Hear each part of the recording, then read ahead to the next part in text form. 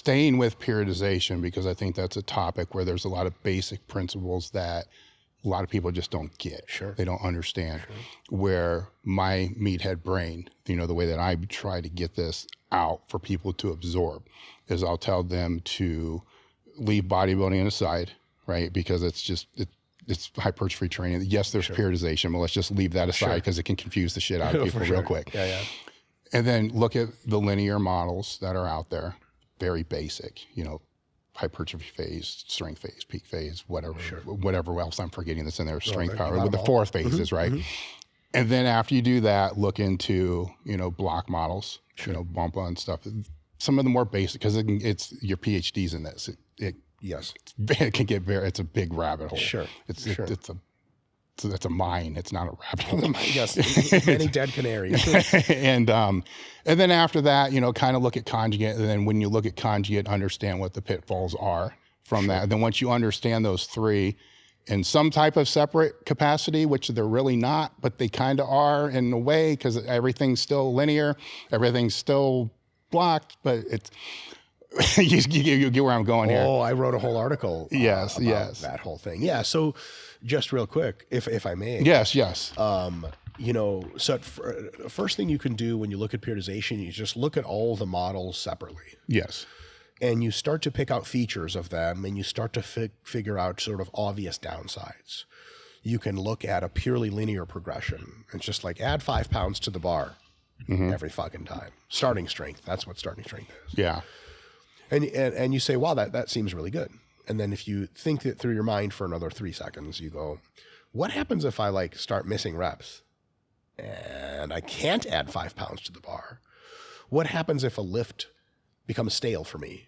Like my high bar squats are just fucking grooving, and then they're fucking not grooving. And then my hip kind of hurts, but my knees are okay. My quads are okay. There could be other movements I could use to get overall lower body strength. But my high bar is for whatever weird hip reason, is a non-starter. I still do high bar squats Monday and add weight to the bar by 5 pounds, just like always. Linearity breaks down at that point. Mm-hmm. Then you can look at a more extreme version of something else, like conjugate. Mm-hmm. You look at conjugate, or whatever you'd like to call it, concurrent system, and you say, okay, the really good thing about here is there's a huge degree of variation. Mm-hmm. You'll never be bored, and you'll never be irritating the same structures over and over. Because if something hurts, you train some other angle that doesn't hurt at all. Yes. The downside is sometimes you lose track of what it is exactly that I'm trying to do. Mm-hmm.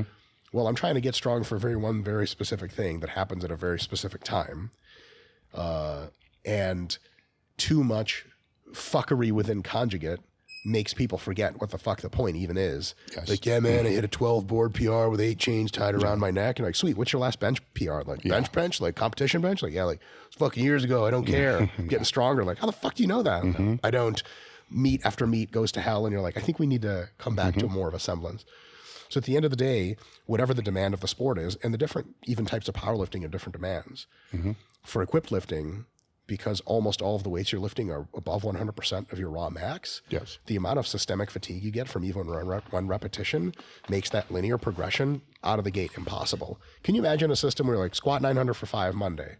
Okay, what do I do next Monday? 905 for 5. Be like, but I'm going to die. Like, and it's 200 over your raw. Right. Oops. Right. Yeah. So at some point you synthesize all of these systems and you take away from them concepts. When people say linear periodization, what I want to do is correct them and say, do you mean progression? Like adding difficulty over time? They're like, well, yeah, that's all we need from that system. Mm-hmm. That's it. That's all we need. Okay, that's great. Well, we have that. Then we have to make a recognition that if we just attack the same systems over and over, they could be overwhelmed and then they stop responding nearly as well, or you irritate various parts of your body because you're doing too much of the same shit. So then we introduce strategic variation. Mondays, you will do low bar squatting every other week. Every other week, you will do a high bar squat with a pause. That gives us just enough variation to progress both of those up, but also enough variation to where when you're just fucking sick and tired enough of high bar squats, next Monday's low bar again. You're like, oh my God, thank fucking God. Mm-hmm. I wasn't going to do any more fucking high bar squats. So that variation is strategic. So now we say, okay, we still have progression, great. Now we also have some variation, which is awesome. And then we say, okay, there's this other problem I'm getting into. I train, I have really good sessions for maybe 4 or 5 weeks in a row. And then just something, I don't even know what to call it. I just fucking tired. I don't want to train anymore. All of my joints hurt, bro. Joints I didn't even know I was fucking using. I'll wake up, my shoulder hurts. What the fuck? Did I just get injured in my sleep? And if you read about this in the literature, you say, oh, this is a concept called accumulated fatigue, which like you just get fucking tired and beat up. It's the same analogy as like a really high level restaurant kitchen, but just like a mushroom falls behind the grill and then it catches on fire and you blow it out. But like you just can't, there's dust accumulates, all this other stuff. So every now and again you have to clean the kitchen professionally. Other staff come in, they fucking clean everything and then you're good to go.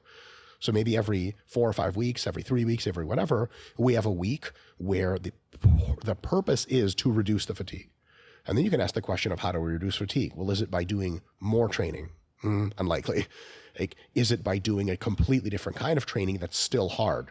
No, because it's the hardness that really accumulates fatigue. Can you imagine if I was like, Dave, looked at your powerlifting plan, next week's deload, buddy, no heavy weights. You're like, oh, thank God I needed it. And I was like, you're just going to run a marathon that week. I'm like, but I'm going to actually die. Like, nah, it's different. Don't worry.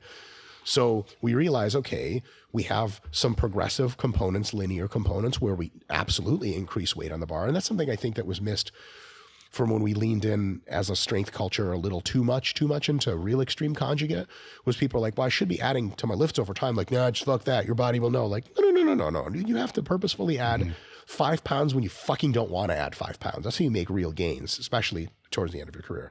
So you have progressive element.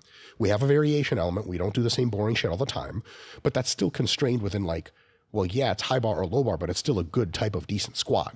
It's not like one day I have you do high bar squat, another day low bar squat, and another day it's like round back good morning. You're like, but that doesn't hit my ability to extend my knees. Like, yeah, don't worry about it. Like, no, it has to still make sense in logical structure. Now we have that, and we have a certain number of weeks we can go until we need to deload and reduce fatigue. Man, we're fucking really onto something. Now we're starting to develop a structure that makes sense. Now here's the thing. If it's raw powerlifting, the amount of variation you need is less. The amount of accumulative fatigue that rises is less because the weights are objectively lower. And it's really easy to train super specifically. It's hard to train super specifically for equipped powerlifting because what are you going to do? Throw on the fucking gear every time? Yeah. That's a non-starter. It's fucking impossible. Now, you can rig some stuff with bands and chains that gets pretty close, but then again, even that's fucking annoying to rig, and even that breaks your body down in weird ways that you need the variation just from fucking breaking down. So you'd have more variation if you had an equipped powerlifter, less variation than if you had a raw powerlifter, but the principles are still the same. It's like if you have someone that comes into your restaurant, you're a cook, and you know they like a little bit more salt or less salt, that doesn't alter the principles of cooking. That just lets you move one of the bars up or down. So for me, I had to get a fucking PhD to understand all this shit, to really make sense of it, so I could come back to other people and say, hey, training's kind of mysterious, but if we just look at it calmly for a while, we can distill it into a set of dependable principles that after you look back at training, you have a list of needs for the kind of sport your athlete that you're helping is interested in. And you can weave together training that at the very least just makes some fucking basic sense. And then you can troubleshoot it later to make it more and more perfect, versus being like, hey, we train, insert periodization model name here, and that's what we do. Well, that's not, you might not really be understanding a whole lot of stuff, and you might not be able to be as open-minded and think critically about program design, such that you're just making the best programs and you don't fucking care what they're called. Some people say like, hey, you do linear periodization. First of all, it's not a thing. Second of all, no, there are other non-linear elements that we use all the fucking time.